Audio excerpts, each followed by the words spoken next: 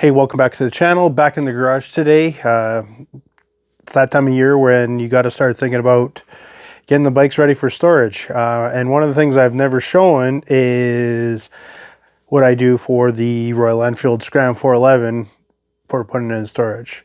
So I figured now's a good time to do it. Anyways, let's get into it.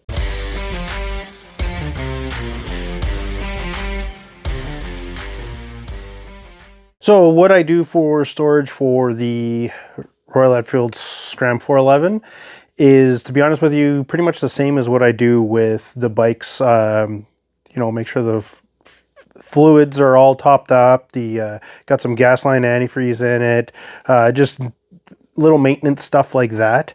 However, this year I may or may not be storing it in the garage this year. We may have to store it outside underneath the tarp and underneath the canopy, but it's not insulated or anything like that. So I am going to actually go through the way the manual tells somewhat how the manual tells you how to put this into storage. I am going to change one thing on it just because of where we live. But yeah, let's go ahead and get this thing ready to put away for storage. And yes, normally I don't do 100% on the big bikes because I'm one of those guys that if the weather's nice in the winter, I do take them out once in a while. So I do all the fuel stabilizer, make sure it's full, topped up, have it on a tender and everything, but I do sometimes use it. I do lift them off the ground as well, which is, I will do this, but I need to get a stand. I'm not going to use a jack for it. I think I'm going to try one of those dirt bike things and just put it up on top of the dirt bike stand, but we'll see when I get to that point. So the first thing the manual actually tells you to do is actually drain the fuel tank. However, I'm not going to do that because I always put the fuel stabilizer in, and I've always been told to put it to the maximum fill as you can, just to make sure there's no rust in anything. In the manual, it does tell you to drain it and spray it with a little bit of oil. Again, I'm not going to do that. I'm going to fill it all the way up with some fuel stabilizer, as well as I'm going to put a gas line antifreeze in it, just to make sure they don't freeze, because like I said, it's going to be outside underneath the canopy again, but it's not, it's going to be exposed somewhat to the elements, especially the cold weather. In the garage, I never have to worry about it because it never ever gets to that cold in here. But when it's out there, I'm going to go ahead and do it. So yeah, let's get the fuel stabilizer as well as the gas line antifreeze. So I always use the stay bill. Make sure you read the instructions on how much you have to put into it. Basically 30 milliliters treats up to 2.5 gallons, which is 9.5 liters. This is about 15 liters. So I'm going to put in, I'll just say 60. It'll be a little bit more than what it needs, but yeah, I'm going to put about 30 milliliters in. And you just go ahead and dump it in. And for the gas line antifreeze, I'm going to use this ISO heat. Heat spelled differently. Now this here, it actually does up to 49 liters because normally you just throw it into your car. I haven't used this until I lived, or haven't used this since I lived up north, many moons ago. But yeah, I'm not going to use the whole thing. I'm only going to put maybe half of it in, because like I said, it does about 49 liters. So yeah, about a half should do it.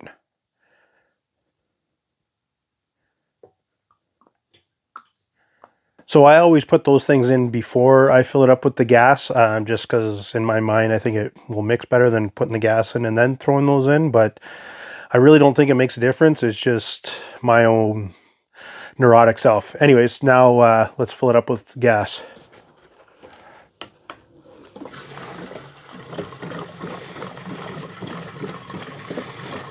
So I'm going to fill it as much as I can. However, I'm not too worried about getting a little bit more in because now we're going to start it. So I'm just going to start it and let it run for about 5 minutes just to let it all circulate in there. Make sure, especially the gas line antifreeze, gets through some of the gas line. But yeah, going to let it run for about 5 minutes. And that's about 5 minutes. Just go ahead and shut the garage and just top up the fuel tank now, and then we'll move on to the next bit. There, I got the garage closed now, and let it cool down a little bit so I don't burn my hands on this next one. It's still a little spicy, but we'll go ahead and take the cap off. The next thing they want you to do is actually remove the spark plug and put 25 milliliters of oil into the cylinder. So let's go ahead and remove the spark plug. They really don't give you a lot of room in here to take this off. And it is a 5/8.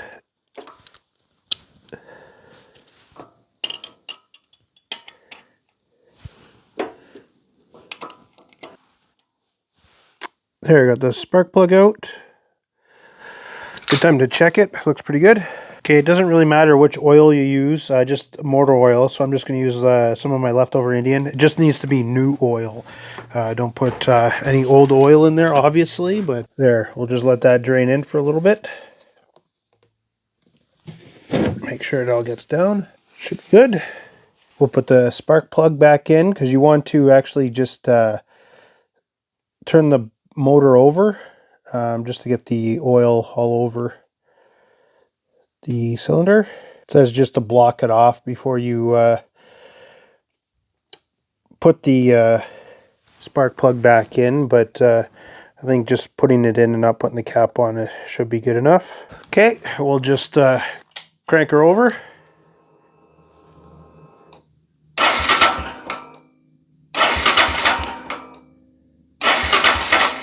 And just put the cap back on. That's it for the motor. Now let's clean and lube the chain. Now I'm going to clean and lube the chain. I'm going to use this WD-40. I think it's a bicycle, but it's a chain degreaser. But I'm going to use it. To be honest with you, I've never actually cleaned the chain. I know that's bad on my part. I've lubed it quite a few times, but never actually cleaned it. So I actually had to go out and purchase this and actually get a couple of the bristled brushes or whatever. So I'm going to do that. I won't bore you guys with that because you guys are probably more responsible bike owners than I am, and I've already cleaned it. So yeah, let me just clean it up.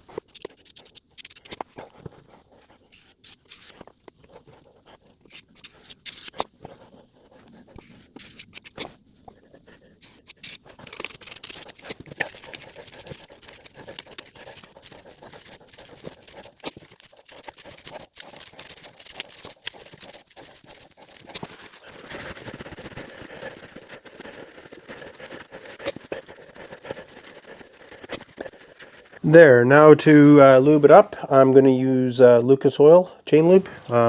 Anyone works, obviously. This is just the one my place had.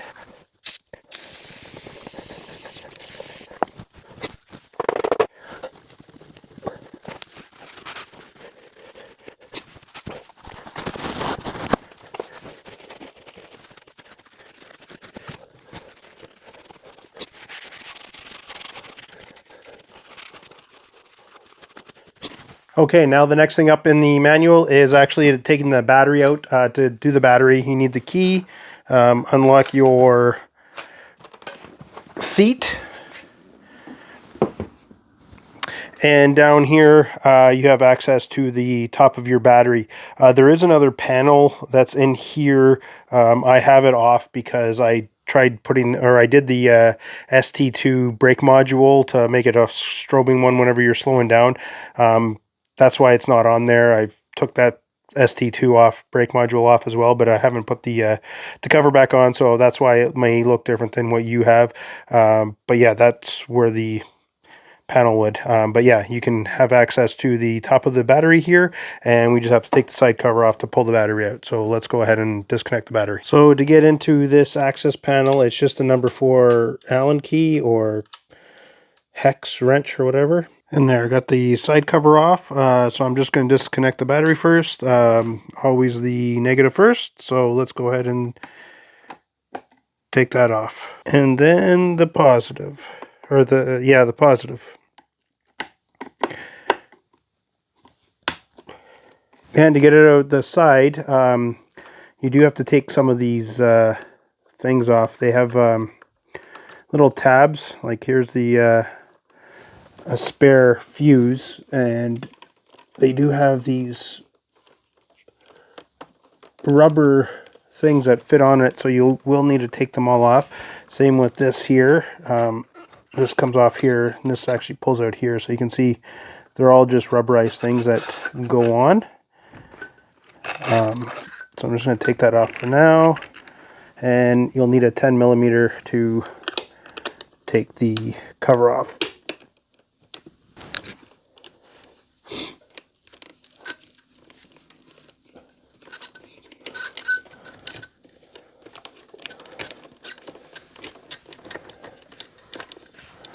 Got another grommet down here. Let's see how that one's should be up.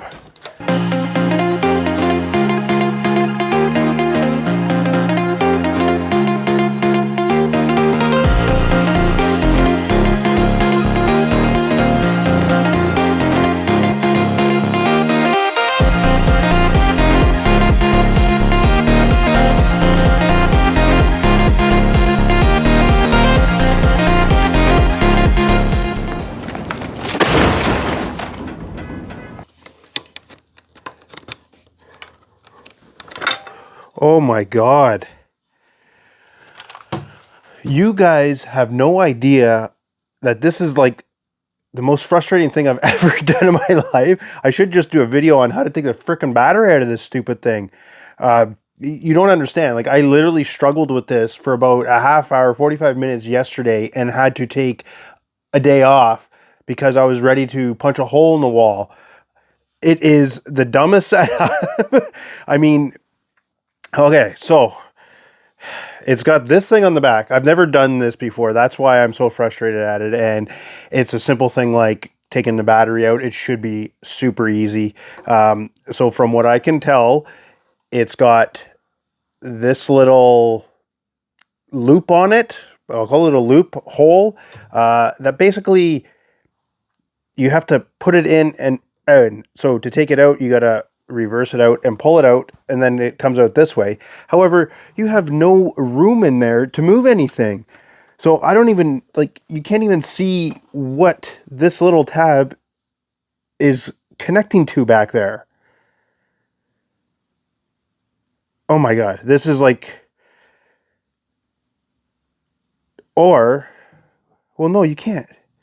Do you have to take this out? Because if this is on, you don't even see this. Oh my God. I'm going to have to do a video just on this stupid thing. Anyways, now you can take the battery out. And I'm hoping the battery just pulls out here, because there's not a lot of room. Oh, that seemed easy. Except for all these wires are in the way.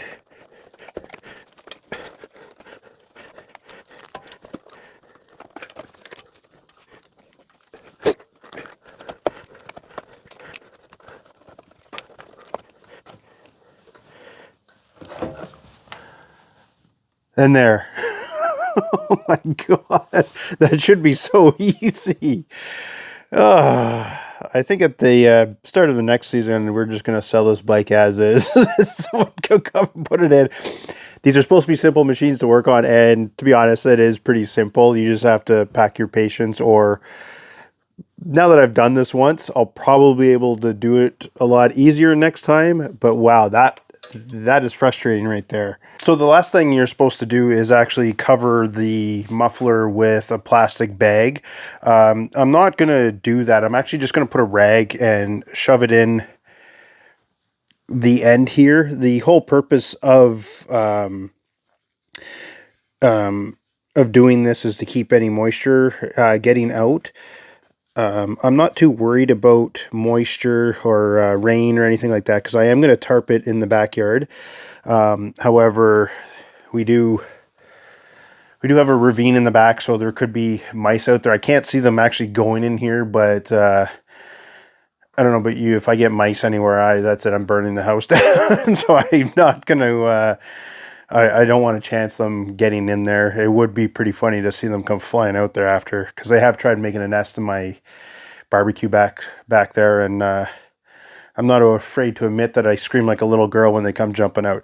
But yeah, anyways, that's it. That's pretty much all you need to do. I do need to just spray down some of the external parts with some like WD-40 or whatever, just to make sure they're nice and loose for when I take it back out of storage.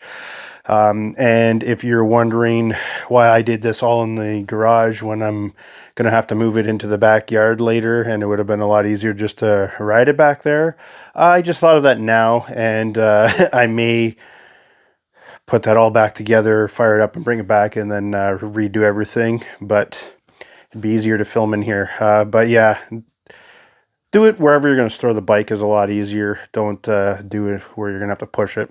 Anyways, that's it. That's storing Royal Enfield Scram 411. Next will be those ones, but you don't have to worry about that because I've done videos on that, and I don't 100% store them anyways because I'm that idiot that's riding around in minus 30-degree weather.